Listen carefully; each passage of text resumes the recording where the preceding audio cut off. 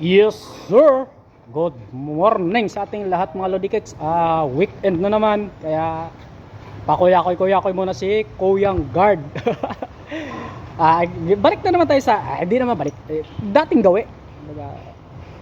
Pagka ganitong weekend kasi, wala namang maraming tao. Wala talagang tao. Maliban lang pag may mga nag-overtime. Pero kadalasan kasing dumarating yun, mga 9 or 10. Kanina pa tong umaga, alas 8 ko to ginagawa, alas 8, alas 9.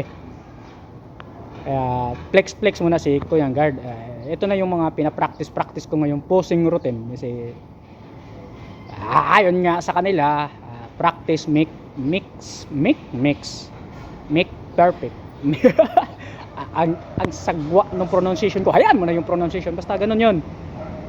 Tsaka isa pa, yun na nga, pagpababa ng pababa yung body parts mo, mayroon kang madidiscovering mayroon kang madiscovering, pwede mong ma-display muscle or angle. Mayroon kang ma-discovering angle na maganda yung reflection or display ng muscle. Kaya kailangan mo talaga mag-practice.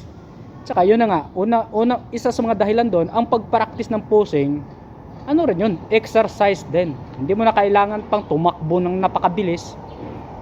Nandyan ka lang, basic lang yung galaw, pero yung energy na ginagamit mo, halos kaparehas lang din sa energy na ginagamit mo na tumakbo ka ng mabilis. Yun naman yun. Kasi sa pag-practice ng posing, pag-flex mo lang ng muscle, talagang ibigay mo talaga lahat ng makakaya mong energy o lahat ng energy mo para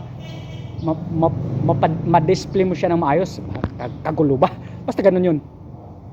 Tsaka yun na nga, sino ba nagsabi nun? Chismis lang kasi ito, kasi di ko naman to personal na research, napanood ko lang. Pwedeng totoo yung sinasabi niya, pwedeng hindi. Wala rin na, di ko naman, pag personal kong ni-research, meron akong mga ebidensya, pwede kong sabihin akin. Tsaka totoo yun, kasi meron akong mga datos, kaso wala. Parang chismis na yun. Yun na nga, para isa rin, parang gumanda rin yung blood flow natin sa tuwing sa umaga pa lang. Sa iba nga yoga, concentration, ito naman flexing. Para ganun yun.